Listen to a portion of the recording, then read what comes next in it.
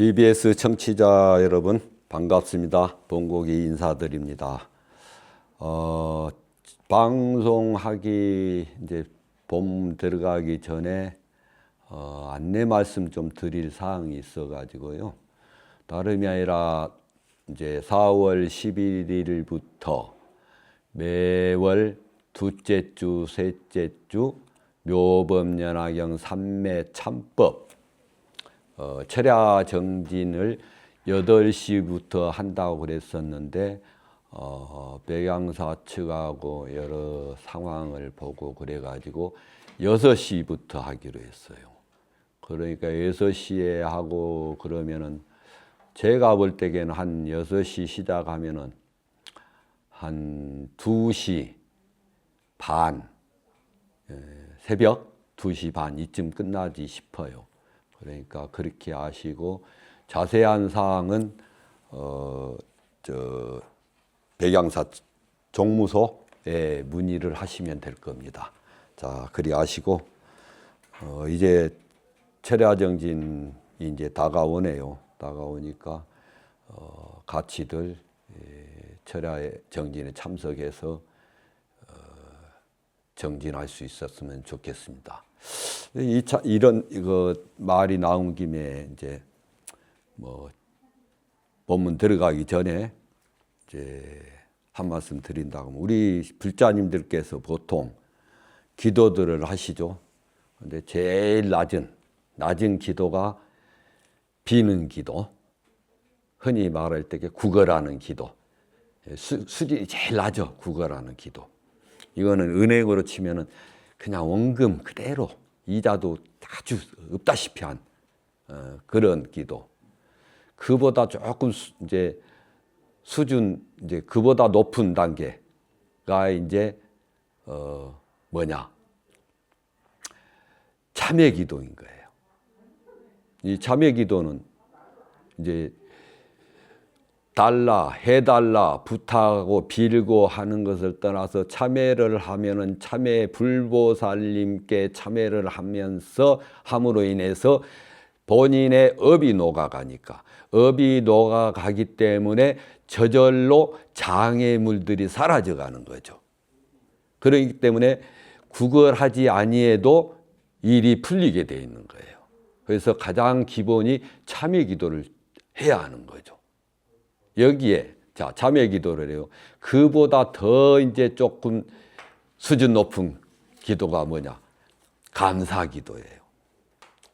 고맙습니다, 감사합니다 하는 그 감사 기도라. 이건 이자가 세 좀. 그리고 마지막에 최고의 기도가 뭐냐? 찬탄 기도라. 불보살님을 찬탄하는 기도. 이 찬탄하는 기도가 아주 공덕이 거기에서 이제 쏟아져 나오는 거죠. 그런데 이 묘법연화경을 보면은 도처에 부처님께서 제자를 찬탄하고 또 다른 분들이 부처님을 찬탄하고 보살을 찬탄하고 다 이래. 그러니까 법화경 독송을 하면은 그만큼 공덕이 커지는 거예요.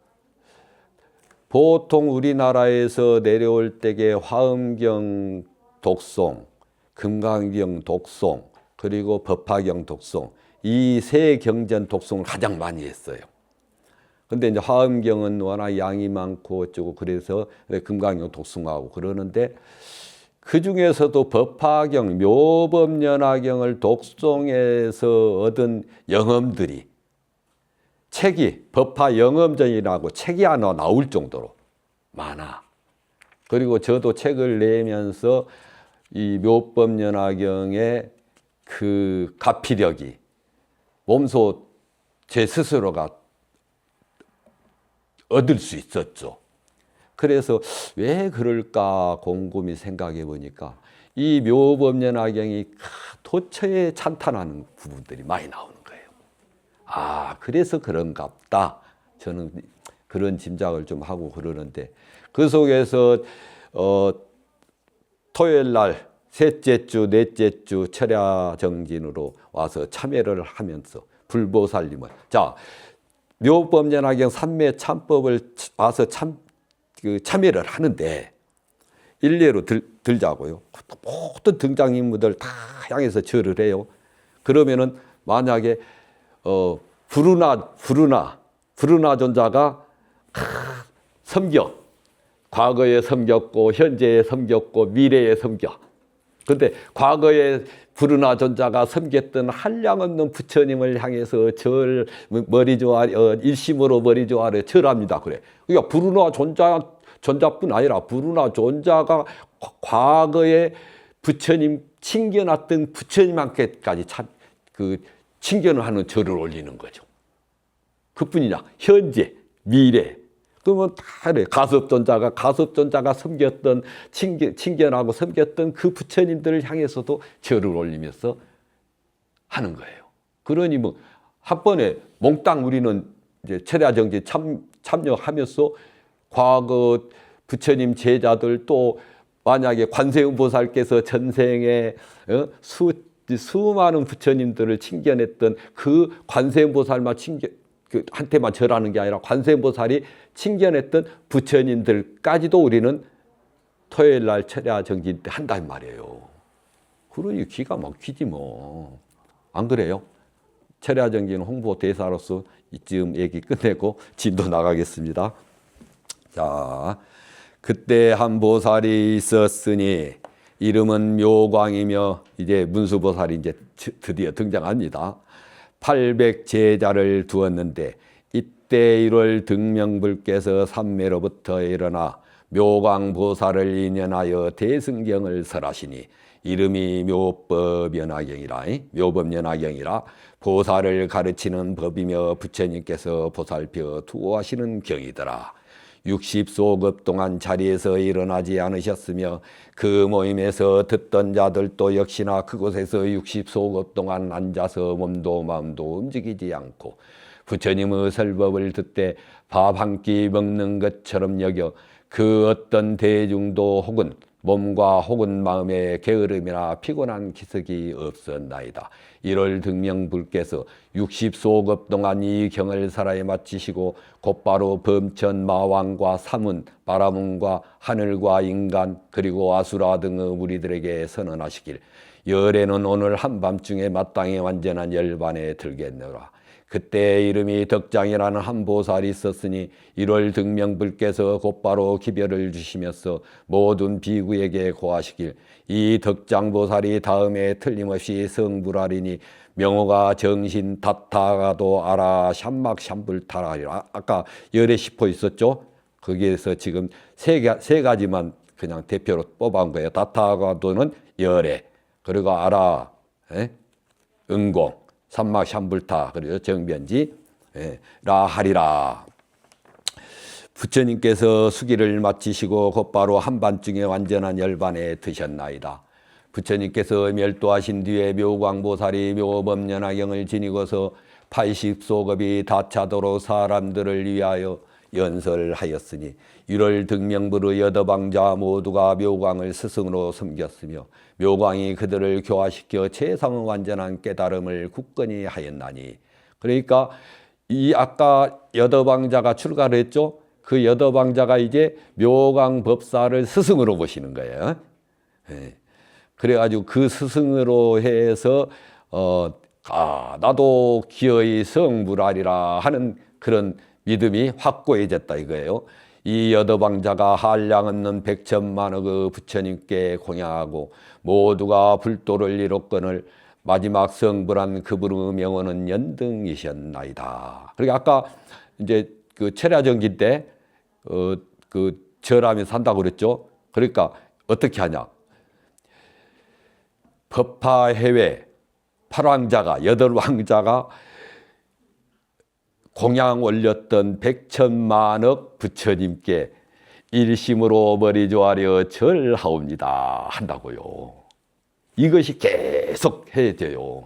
이것이 중국에서 천태 지자선사가 했던 그 법화삼매 참의하고 다른 우리 고려시대 때 상경대사께서 편집한 이 묘법연화경 삼매 참법의 독특한 면입니다.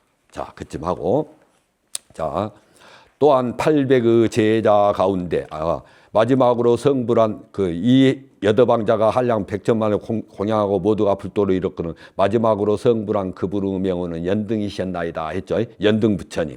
그래서 금강경에서 나오죠. 연등 부처님이 부처님 석가모니 부처님께 수기를 줬죠. 예. 자, 또한 800의 제자 가운데 한 사람이 있었으니 이름이 구명이라 명리에 담착하여 비록 되풀이해서 여러 경전을 독송하였지만 막혀서 통하지 못하고 잊어버리는 것이 많았기 때문에 구명이라 불렀나이다. 구명이 명리를 구한다. 아주 이 사람이 그럼에도 여러 가지 성근을 심은 인연으로 한량없는 100천만의 부처님을 만나 뵙고 공양 공경하고 존중 찬탄하였으니 미륵이여 분명히 알지어다. 그때의 묘광보살이 어찌 다른 사람이랴. 이 몸이 바로 그이며 구명보살은 바로 그대의 몸이라오. 묘광법사가 문수보살이요. 지금 구명존자가 바로 뒤에 오실 미륵 부처님. 이제 이러한 상세를 보니 그때야 조금도 다르지 않거니와 헤아리건대 오늘 여래께서 틀림없이 대승경을 설하시리니 이름은 묘법연화경으로 보살을 가르치는 법이며 부처님께서 보살펴 두하시는 경이라오. 하여서 자 이제 쫙 무대가 이제 펼쳐지죠. 그 속에서 아까 미륵보살께서 구명존자가 명리를 탐착해가지고 하고 그랬으면서도 성군 공덕을 짓고 많은 부처님들 친근 공양했기 때문에 뒤에 보처보살 다음에 이제 석가모니 부처님께서 수기를 받고 다음 부처님이 되신다 이 말이에요. 비록 명리를 탐착하고 뭐하고 했지만 성근을 심는다 이거예요. 그죠? 좀 잘못했다고 막 뭐라고만 할 게 아니라 잘못하면서도 착한 성근을 많이 심어야 한다니까. 그러면 성근을 심으면 그게 다 그 성근이 결국에는 성불까지 가는 거예요. 알겠습니까? 우리 청취자분들께서도 그리 아시고 너무 그렇기 때문에 만약에 여담으로 말씀 한번 드릴까? 운전하시면서 청취하신 분도 계실 건데 운전하신 분 생각해서 그 기억이 나는데 예전에 제가 거사 두 분하고 저하고 이제 차를 타고 가는데 거사가 운전을 하는 거예요. 저는 옆에 타고 가는데 앞에 가는 차가 자꾸 일로 절로 하면서 그 앞에서 깔짝깔짝 거리고 운전을 하고 가는 거예요. 그러니까 운전하는 이 거사가 이제 성질이 난 거야. 나가지고 뭐 저따위로 운전하냐고 화를 내면서 막 하면서 추월을 하면서 이제 추월할 자리가 나오니까 추월을 하면서 그전에는 추월을 못 했거든. 추월을 하면서 쫙 가니까 옆을 본 거야. 여자 운전하는 분이 여자분이라. 그러니까 바로 저 여자야 여자 맞잖아. 그러면서 여자가 집에서 살림이나 하지 나와가지고 길을 운전을 방해하고 어쩌다 막 이제 그렇게 얘기를 하는 거야. 이제 많이 이제 그러잖아요. 그렇게 하는 거야. 그래서 제가 옆에 있다고 뭐라 그랬냐면 아이고 거사님 데리고 사는 사람도 있어. 그러니까 좀 적당히 봐줘. 내가 그랬어요. 그랬더니 그 거사께서 이제 바로 듣고는 웃음이 터진 거라. 맞아요. 데리고 산 사람도 있는데, 에이, 그래, 좋게 봐줍시다. 하고 이제 간 거야. 그런데 이 거사님께서 뒤에 가끔 운전하다가 그러다 보면은 제 말이 생각나더라 이거예요. 그래가지고 그러다 보니까 자꾸 좀 이제 다른 때도 뭐하고, 아이고, 마치 데리고 사는 사람도 있는데 좀 좋게 봐주지. 이렇게 되더라 이거라. 그런 식으로 뭐 할 때 우리 지금 운전하신 분, 운전하시면서 청취하신 분 혹시 계시면은 운전하시면서 짜증이 나시더라도 그런 분도 계시니까 그러려니 하고 넘어갑시다. 자, 이제 진도 나가게요. 이러고 나서 이제 개송이 나와요. 아, 이거 진도가 참 안 나가지고 그렇다고 막 진도만 빼기도 그렇고 이 개송은 연불톤으로 연불하면서 중간 설명하고 그렇게 하도록 하겠습니다.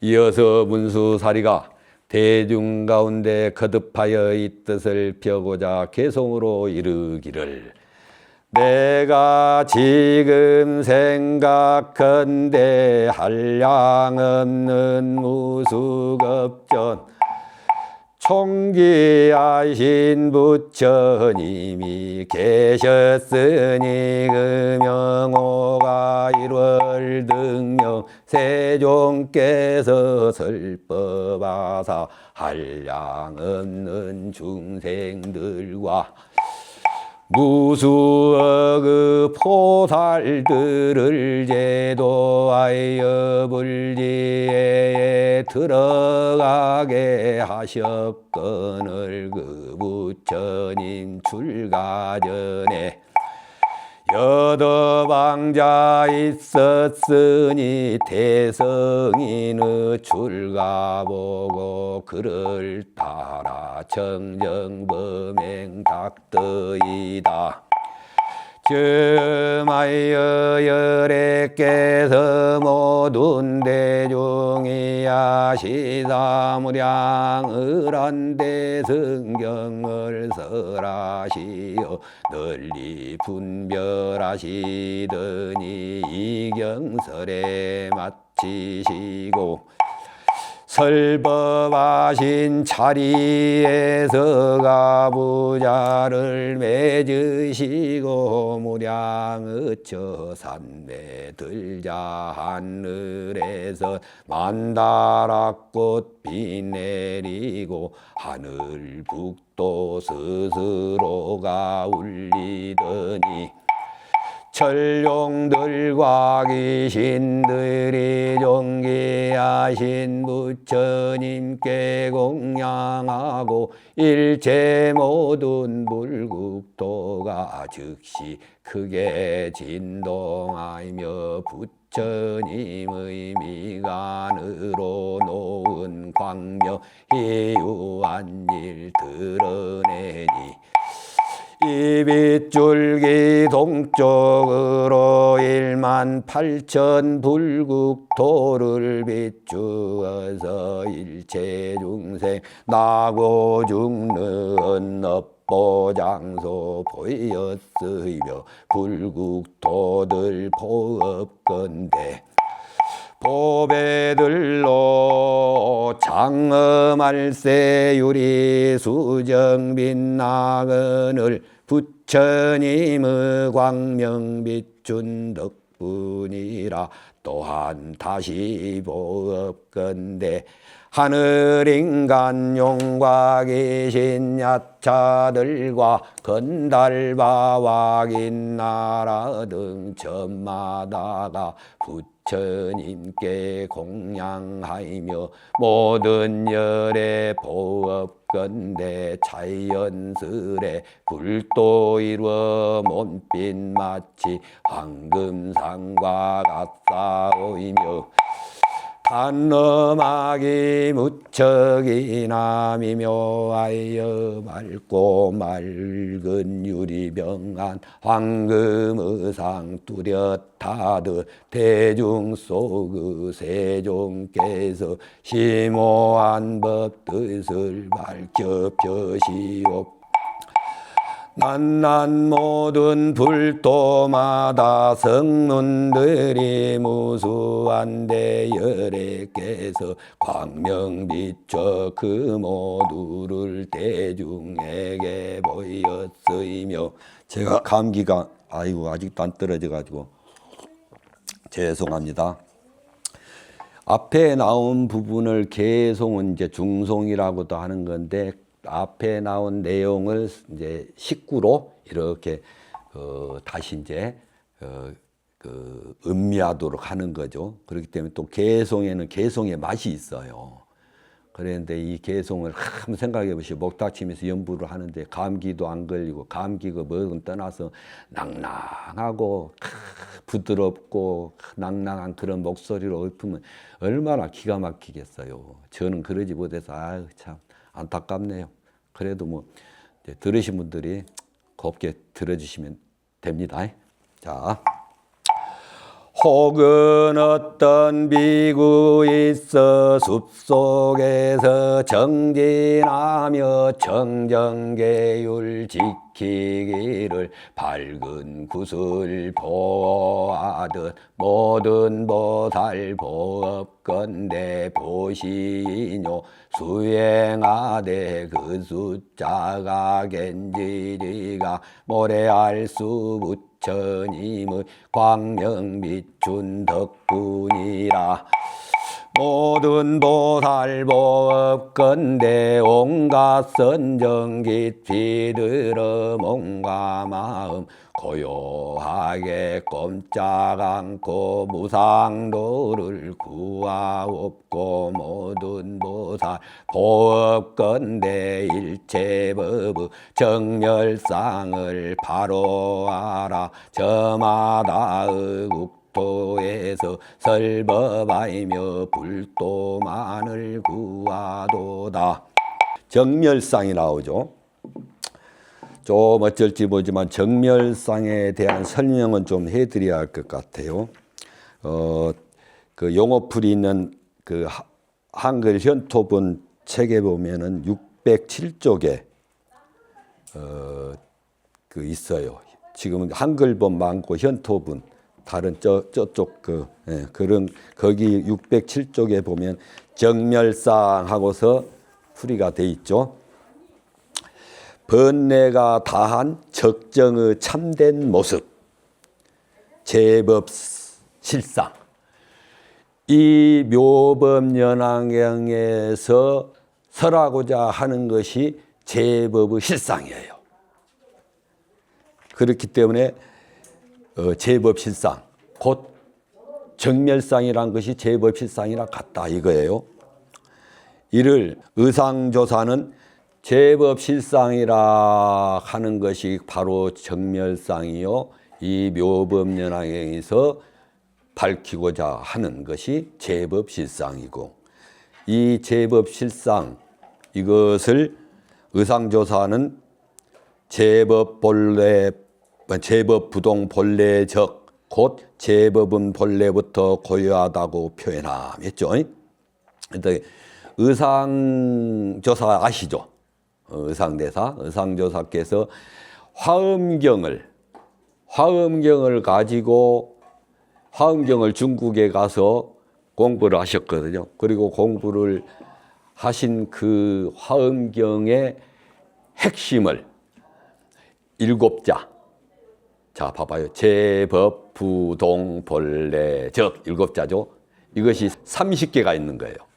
그래서 이 30개, 자, 제법, 부동, 본래적 7자, 이것이 30구가 있어 37은 21, 210자로 화엄경을 그 핵심을 아주 압축해서 해놓은 거예요. 기가 막히죠. 그러니까 우리 의상조사는 대단하신 분이에요. 그걸 법성계라고 한다고요.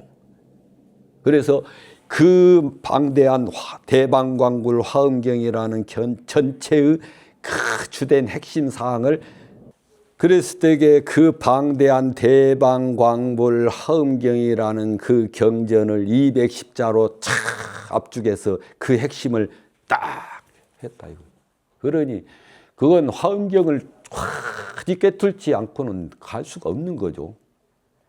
중국의 지엄 스님에게서 스승으로 모셔서 화엄경을 공부하셨는데, 그래서 지엄 스님께서도 인정을 하신 거죠.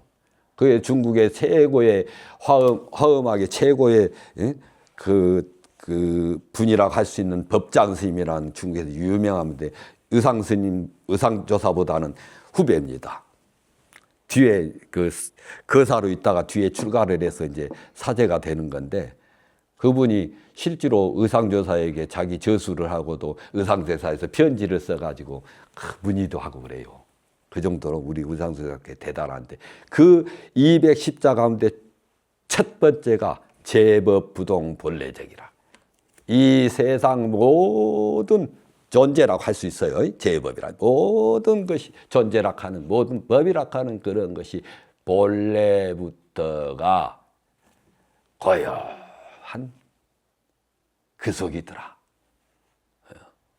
진짜의 세계는 그야말로 고요적정의 침묵의 세계더라. 이렇게 들어가요. 그래서 제법부동 본래적 이렇게 그것을 그랬을 때에 제가 이제 자 봐봐요. 그 밑에 정멸상 있죠. 정멸법이란 용어가 종종 나오지만 너무 어려워하지 말았으면 한다. 부처님의 지혜, 제법실상, 법성, 무루법, 무의법 등등은 어차피 분별로 알 수 있는 세계가 아니고 몸소 터득해야 할 몫이기 때문이다. 좀 장황할지 모르지만 다음의 인용구로 불자님들의 이해를 돕고자 한다 하고 있죠. 그것을 제가 간단하게 읽고서 설명 곁드리겠습니다. 청취자분들도 귀를 쫑긋하고 한번 들으세요.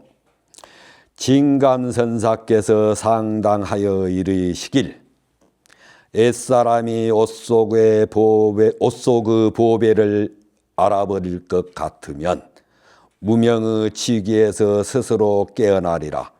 모든 뼈마디가 무너져 흩어질지라도 하나의 거시기는 일물이요. 하나의 거시기는 길이길이 신령하도다라고 하였다.